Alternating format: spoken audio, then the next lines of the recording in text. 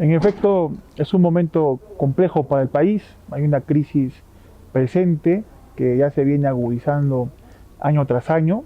Esta crisis ha nacido en la segunda vuelta del año 2016 y es una crisis que, a pesar del uso de las herramientas constitucionales como la disolución del Congreso, la transición presidencial que acabamos de verla con Merino y Sagasti, no ofrece, ¿no?, las soluciones para salir de la crisis, lo cual implica que no es solo un tema de la Constitución y los reglamentos, sino que es un tema también de la clase política, ¿no? Una clase, entre comillas, política porque renuncia a utilizar los criterios políticos para poder llegar a acuerdos. O sea, han dejado de lado la política y han impuesto criterios, han impuesto violencia también, y se nota evidentemente que detrás de estos sectores, sea el A, sea el B, hay intereses que pisotean los intereses del Perú. En ese sentido, ante una crisis de este tipo que se suma a la crisis estructural por la ausencia de un verdadero contrato social,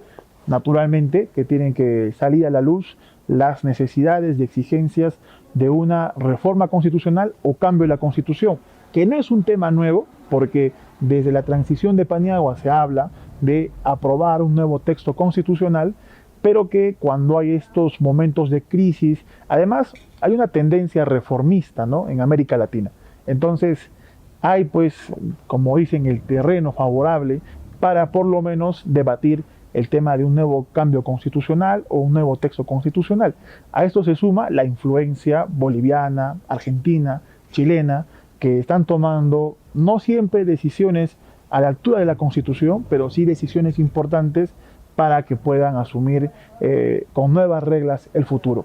Ahora, en cuanto a las distinciones de reforma y cambio, sencillamente hay que recordar lo que ya ha dicho el Tribunal Constitucional, de que cuando hacemos referencia a una reforma es porque seguimos las reglas establecidas en la Constitución actual para modificar esa Constitución, que puede ser parcial, algunos artículos o muchos, o puede ser total, ¿no?, todo el texto constitucional, mediante la aprobación de uno nuevo, que pasa por dos legislaciones en el Congreso, o se puede obviar la segunda y luego vamos a un referéndum. Y el cambio, como dice el mismo tribunal, es pues un asunto revolucionario, ¿no?, un asunto violento, en el cual, como diríamos, es una especie de borrón y cuenta nueva jurídico-político. Es decir, dejamos de lado las reglas actuales y por la violencia que genera una revolución, imponemos una nueva constitución.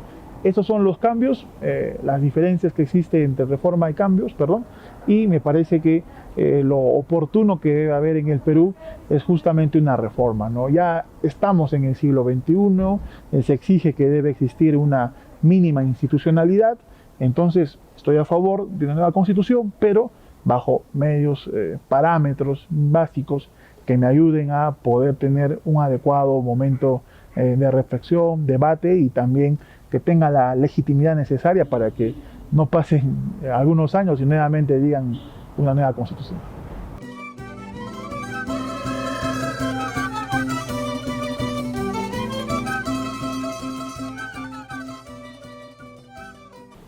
En efecto, el Perú ha sido un país que ha tenido muy buenos constituyentes, sea desde el inicio de la República hasta el momento, ¿no? Hay juristas muy destacados que han participado de estas asambleas que aprueban una constitución.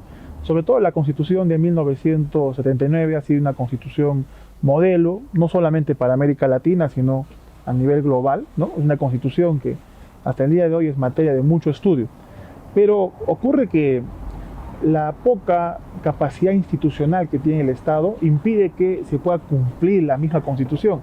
Bueno, lo propio pasa con las normas de menor rango, ¿no?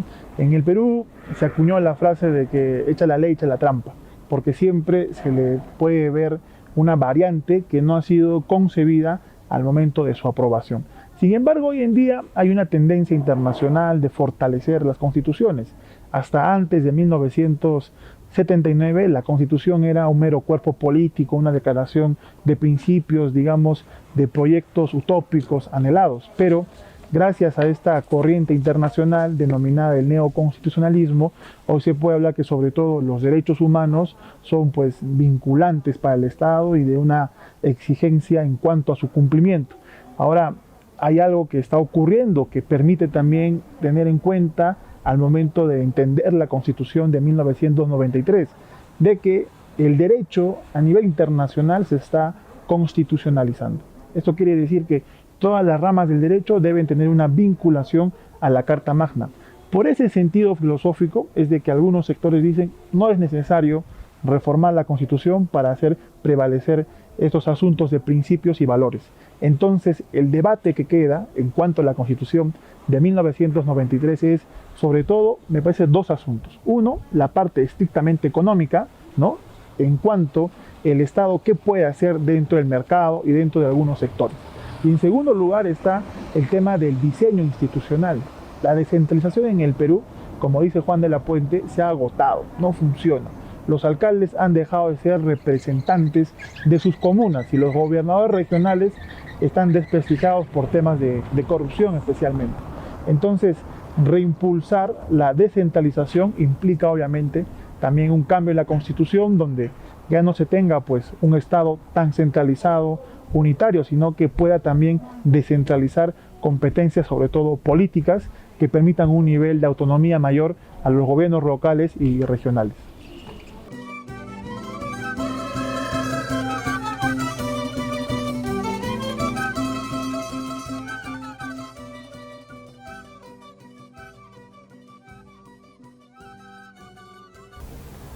En efecto, el Perú es de los países que ha tenido más constituciones en su etapa republicana, ha tenido 12.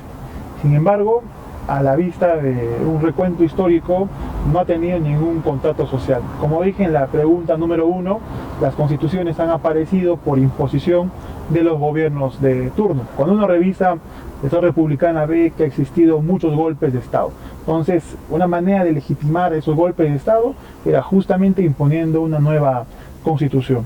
Así las cosas, esto ha impedido que exista pues un acuerdo, ¿no?, nacional. Por lo general las constituciones son parte de un contrato social donde todos los sectores se encuentran y determinan cuál va a ser el derrotero de desarrollo, de futuro y de aspiraciones nacionales que tenga un país. Eso lamentablemente no ha ocurrido en el Perú. Entonces muchos historiadores y sociólogos llegan a la conclusión que ante la ausencia de un verdadero contrato social, obviamente el Estado no va a funcionar como tal. Y por ello, en los últimos años se ha visto que se han ido conquistando mayores derechos, ¿no?, sobre todo por la influencia internacional y por los movimientos sociales, pero la República en cuanto tal ha dejado de funcionar. Por ello se habla de una fragilidad institucional que tiene que ver mucho con esto del contrato social. Acerca de aquello que nosotros debemos de cambiar, me parece que tiene que ser materia de reforma, obviamente, la parte económica. Hay un Estado que es muy incipiente, que no está llegando a determinados sectores, sobre todo por lo tan compleja que es la geografía peruana. Hace poco la ONU, mediante el Programa de las Naciones Unidas para el Desarrollo, ha emitido un pronunciamiento, un informe en el cual de cada 10 familias, 7 son vulnerables.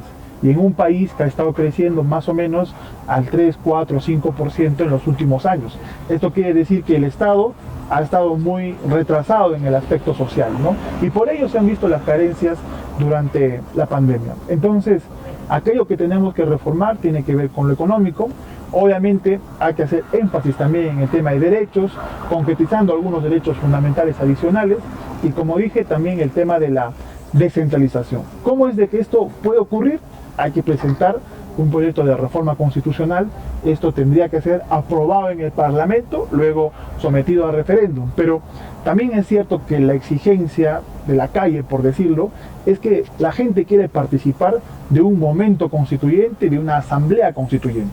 Para ello, esta figura de la asamblea constituyente, que no está considerado en la Constitución actual, tiene que ser establecido, tiene que ser reglamentado. Entonces, el primer paso para llegar a una asamblea constituyente es poder presentar este proyecto para que el Congreso pueda aprobarlo y finalmente en un escrutinio, ¿no?, sea mediante un referéndum, la población puede establecer que sí hay que colocar la Asamblea Constituyente, no solo para ahora, sino que para todo futuro momento crítico político en el Perú, podamos convocar a esta Asamblea y pueda tomar las reformas que se requieren.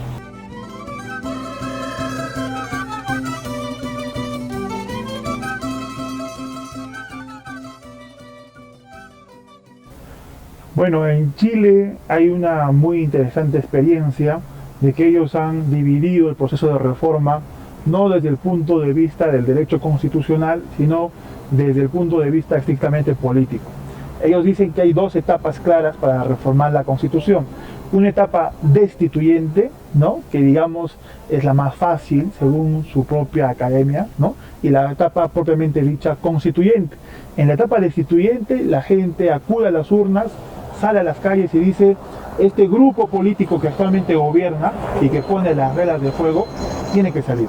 Eso es lo que ocurrió el año pasado con sus movilizaciones, y este año, hace poco, cuando fueron a votar y decir: queremos una asamblea constituyente y queremos una reforma constitucional. Es decir, los chilenos han emitido un voto de destitución de su clase política. Ahora, como dicen muchos de sus académicos e intelectuales, queda la parte más complicada, ¿no?, que es la parte propiamente dicha constituyente, que es elegir buenos representantes ante la Asamblea Constitucional, que estos puedan llegar a acuerdos también importantes por el momento histórico que vive Chile, y finalmente que acabe esto en un cuerpo normativo constitucional que sea refrendado por la población chilena. El temor que existe en Chile es que justamente no saben si estos sectores tan elitizados van a renunciar a participar en este proceso, porque si bien permiten que los independientes puedan postular, pero los partidos políticos siguen teniendo la logística, la capacidad y digamos toda la logística y experiencia política para poder ganar una elección. Ocurre algo también interesante. En 3 distritos de la capital chilena ganó el voto contra la no reforma. Pero resulta que estos 3 distritos son los dueños de los medios de comunicación, los dueños de los partidos políticos y los dueños de los medios de producción. Entonces, el 99% está en contra, pero este 1% detenta, digamos, los mecanismos para poder llegar a este consenso mediante la Asamblea Constituyente. Entonces, llevando esto, mutatis mutandi, al Perú, habría que entender de que en el Perú la experiencia y la costumbre, y esta Constitución es muestra de ello, es de que se cree que el cambio de la Constitución viene por la elección de un presidente. Por ejemplo, sale un candidato y dice: mi propuesta es la reforma de la Constitución. Lo que en el fondo quiere decir es que cuando esa persona llegue a ser presidente, va a imponer una Constitución al margen de los mecanismos. Ese debate todavía está incipiente en el Perú. Lo que se requiere es, primero, aprobar estas reformas y luego pensar en el nuevo texto constitucional, porque repetir la historia implicaría que de acá a 20 años, o cuando la siguiente constitución deje de tener legitimidad, van a salir otros a decir: yo no apruebo esa constitución, quiero cambio de la constitución.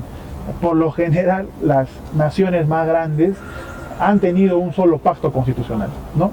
Y eso es algo que en el Perú falta aprender. Entender que la Constitución tiene que ser un documento que sirva durante toda la vigencia del modelo republicano.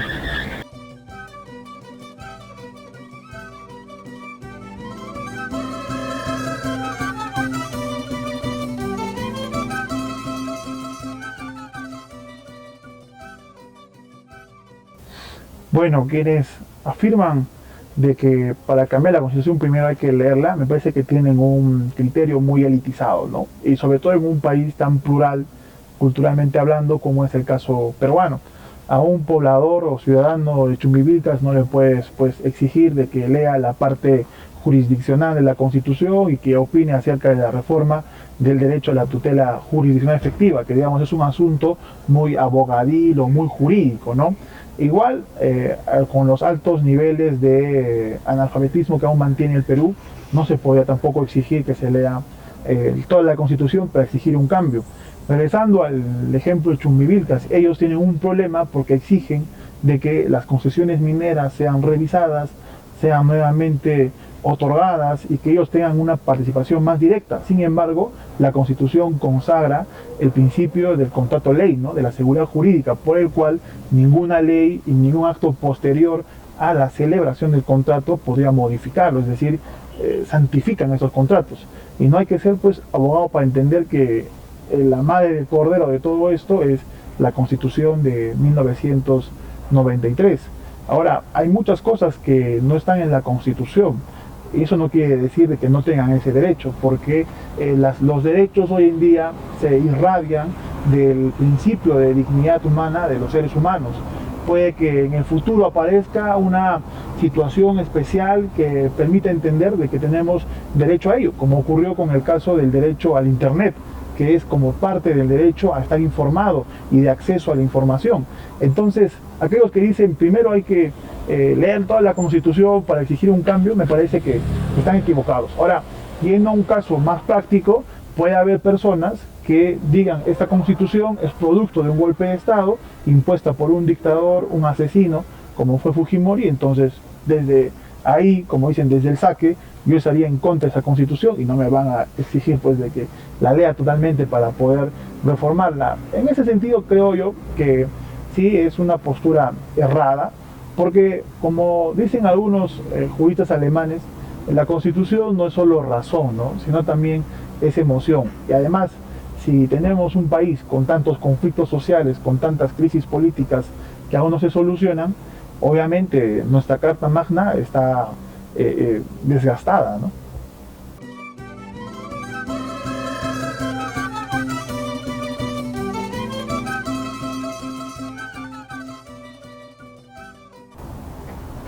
Por ejemplo, Paniagua, el cusqueño tan ilustre, decía, hay una constitución histórica, ¿no? Y hay cosas que nunca van a cambiar, por lo menos mientras sigamos por este camino republicano. Entre ellos, la división de poderes se va a mantener, los gobiernos locales y regionales tampoco creo que desaparezcan, la parte vinculada a los derechos y obligaciones de los ciudadanos también no creo que esto se haga más reducido, ¿no? Al contrario, seguramente van a aparecer más derechos dentro del texto constitucional.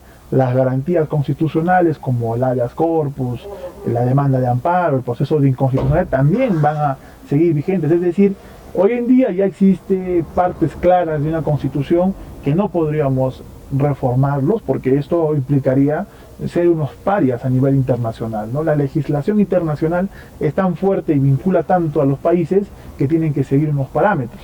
Entonces, el debate, como dije hace unos minutos, está en la parte política y económica estrictamente. La Constitución dice que somos una economía social de mercado, sin embargo, esta fórmula económica no se ha venido aplicando, más bien todo lo contrario. La Constitución, por otros mecanismos e interpretaciones, impide que el Estado tenga mayor actividad económica, que tenga mayor prestancia social. Lo que más, abro paréntesis, lo que más exigía en Chile era un Estado social, ¿no?, que brinde salud, que brinde educación, que dé seguridad en el trabajo.